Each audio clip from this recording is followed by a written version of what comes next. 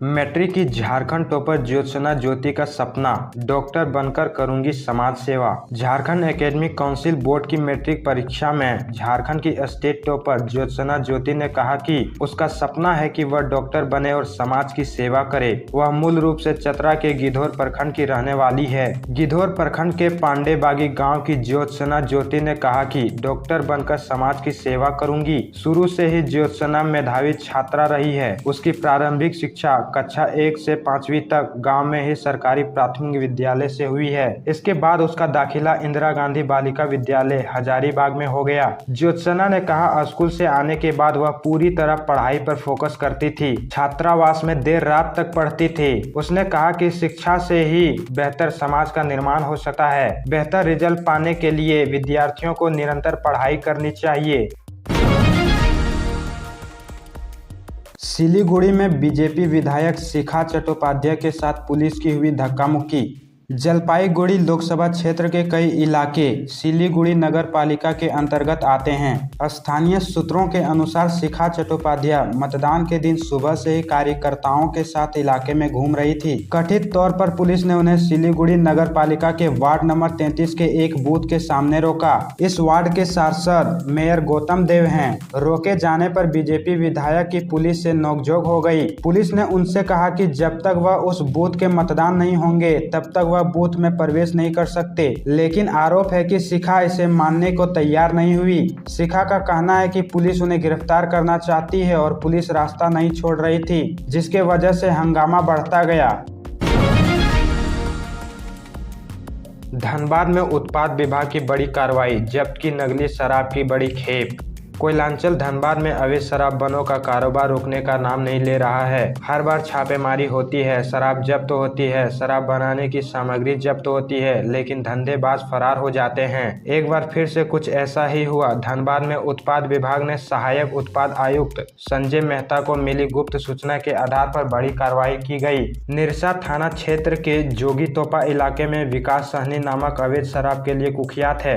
धंधेबाज की मिनी नकली अंग्रेजी शराब फैक्ट्री पर पुलिस ने दबिश दी। पुलिस ने भारी मात्रा में नकली अंग्रेजी शराब, स्प्रिट, केमिकल, झारखंड उत्पाद का फर्जी स्टिकर, कॉर्क, लेबल, रैपर और बोतल बरामद किए। लेकिन हर बार की तरह इस बार भी धंधेबाज फरार हो गए। आपको बता दें कि विकास सहनी के द्वारा लगातार जगह बदल बदल कर नकली शराब निर्माण करवाया जाता है। उत्पाद विभाग ने पहले भी 4 बार छापेमारी कर उसके खिलाफ मामला दर्ज करवाया है, पर आज तक सहनी पुलिस अथवा उत्पाद विभाग की पकड़ से दूर है।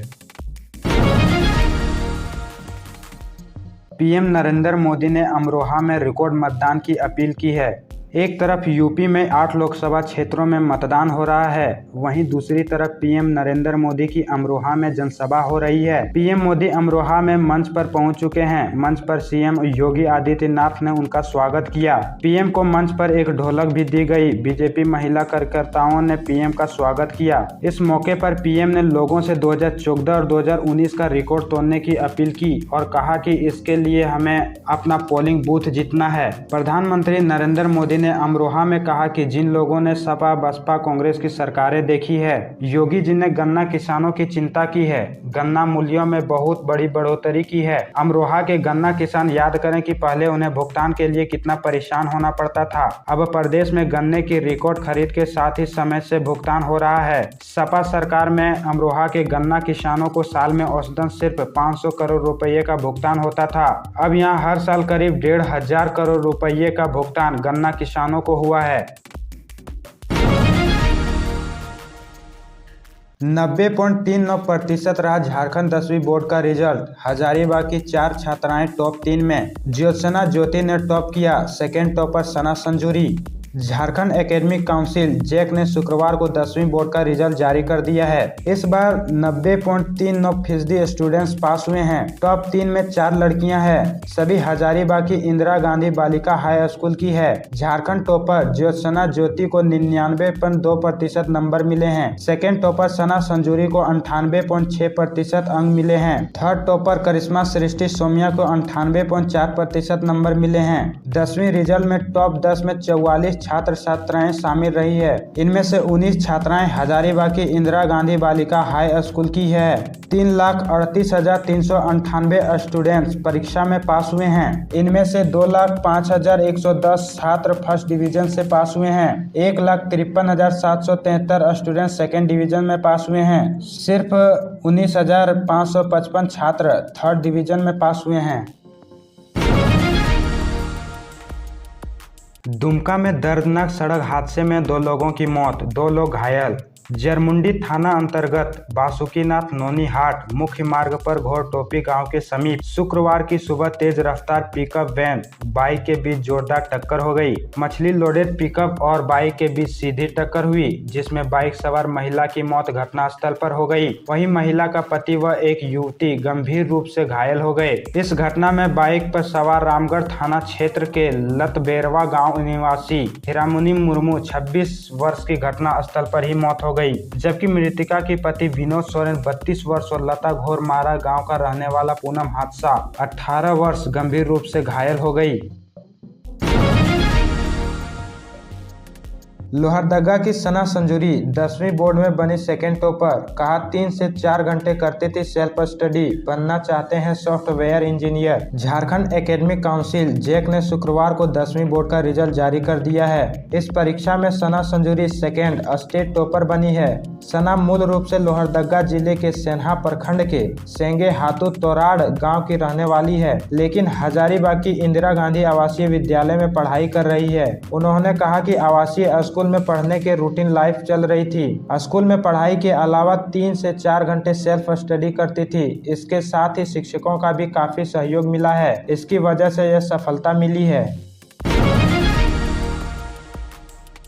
झारखंड में गर्मी की तपिश के बीच बदलेगा मौसम, बारिश के आसार। हीट वेव को लेकर येलो अलर्ट जारी। गर्मी की तपिश के बीच झारखंड में फिर बारिश हो सकती है। 22 व 23 अप्रैल को कोल्हान समेत अन्य जिलों में मौसम का मिजाज बदलेगा। इससे इन जिलों में कहीं कहीं बारिश की संभावना है। गरज के साथ वज्रपात की भी आशंका है। इधर मौसम वैज्ञानिकों ने हीट वेव लू लहर को लेकर चेतावनी जारी की है। 22 अप्रैल तक हीट वेव से राहत नहीं मिलने वाली है। ऐसे में तेज धूप में घर से बाहर निकलने से बचने की सलाह दी गई है। आवश्यक हो तभी बाहर निकलें और एहतियात जरूर बरतें। पर्याप्त मात्रा में पानी पिएं और छाता व टोपी का इस्तेमाल जरूर करें। रामनवमी के उपलक्ष्य में निकाली भव्य शोभा यात्रा, अखाड़ा टीम ने दिखाया करतब। रामनवमी के शुभ अवसर पर शुक्रवार को मवेशी हाट स्थित बजरंगबली कमेटी हिरनपुर द्वारा भव्य शोभा यात्रा निकाली गई। इसमें भारी संख्या में श्रद्धालु शामिल हुए। शोभा यात्रा में राम सीता हनुमान की भव्य झांकी के साथ हाथों में तिरंगा झंडा एवं सभी श्रद्धालुओं के हाथों में महावीर ध्वज था। वहीं जय श्री राम के नाम से पूरे हिरनपुर में भक्ति का माहौल बना रहा। शोभा यात्रा मवेशी हाट परिसर स्थित बजरंगबली मंदिर से निकलकर पूरे हिरनपुर बाजार का भ्रमण किया। इस दौरान गाजा बाजा ढोल नगाड़ा सहित अखाड़ा टीम शामिल थे। अखाड़ा टीम ने अलग अलग तरह के लाठी खेल कर करतब प्रस्तुत किए, जो आकर्षण का केंद्र रहा। शोभा यात्रा मुख्य बाजार होते हुए नामोपाड़ा, लक्ष्मी मंदिर रोड, सुंदरपुर, रविंदर चौक होते हुए पुनः मंदिर प्रांगण पहुंचा।